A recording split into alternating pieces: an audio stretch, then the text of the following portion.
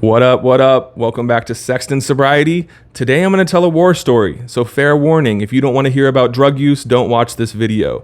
Basically, I'm going to share about the first time that I did methamphetamine, which is a substance that I thought I would never do. So basically, when I was 18, I was living on my own in an apartment. One night, I went to the studio with some friends. We were recording music, and it was about, I want to say like 2:30 in the middle of the night. Basically, a friend offered me some methamphetamine, specifically to smoke it off some foil, and I didn't decline. I was like, yeah, okay, I'll try it. I was already really messed up on opiates and benzos, so I was like, why not? Basically, I smoked it. I held it in too long, and my friend was like, stop, blow it out.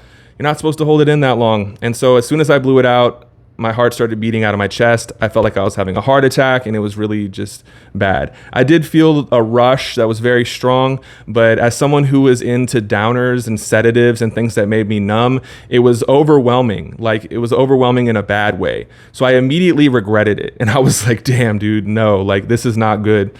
I ended up getting a ride home. I played chess against my computer for like 5 hours. I drew on my mirror with a marker, and I ended up running to the store. I didn't have a reason to get there quickly. I just was running for some reason. I remember thinking to myself, damn, I run so fast, bro. Like, I am fast as fuck. And it was ridiculous. Like, it immediately put me into a bad place. I was like, just very scared and paranoid, and like I said, running down the street to the corner store. I ended up getting in an altercation with someone who ended up picking up my debit card that I dropped. The cops were called. It basically was just a really terrible experience. And the reason I'm sharing this is because I did it continually after this, not, the next day or anything. But what I'm getting at is that, even with a substance that gave me a shitty experience, I still did it probably 10 other times after that. And to me, it was like this balancing act. So I would do a bunch of downers, and then I would try to get up with some uppers. Like, if I got too low to where I felt like I was going to overdose and die, I would be like, oh, well, that probably means it's time to do some cocaine or some methamphetamine and try to go up. I never bought methamphetamine. I had a friend who would give it to me. I wasn't trading anything or doing anything to get it. It was just very generous and would give me very small amounts, like 0.5 at a time. And yeah, man, I consistently would do it when I was super messed up. It was never an everyday thing because it was so strong that it affected me for a couple days when I would do it one time. And so, yeah, man, it just goes to show that, addiction is progressive. It gets worse and worse. And so I ended up doing substances that I never thought I would do. And even doing substances that made me feel bad, like straight up. Like, yes, there was a notable euphoria. Yes, there was a rush. I'm not going to deny that. But what I'm saying is that I would continue to do whatever I could to change the way that I felt. That's the key for me, is that I was mentally obsessed with changing the way that I felt. And I had the insanity of addiction because I was trying the same thing through different substances. And, that was trying to escape. And it doesn't work. And so there's not a chemical solution for a problem that's rooted in spiritual nature, trauma and behavior. There's just not, in my experience. So that's it, man. That was the first time that I did methamphetamine.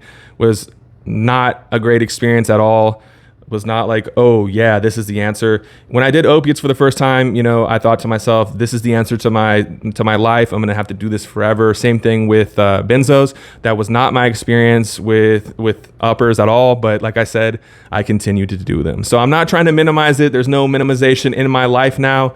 I'm very blunt and direct about everything. So just know that wasn't my experience, and it goes to show that the idea that just because you're an addict, if you do, a hard substance, you're going to immediately be addicted to it.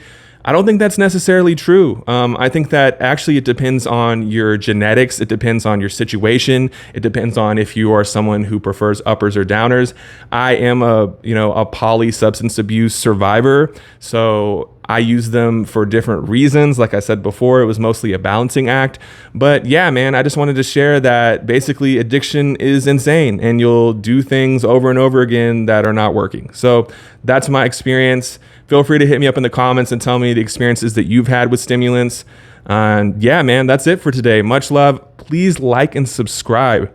I would really appreciate it. Once I get to 1,000 subs, I will be dropping my podcast.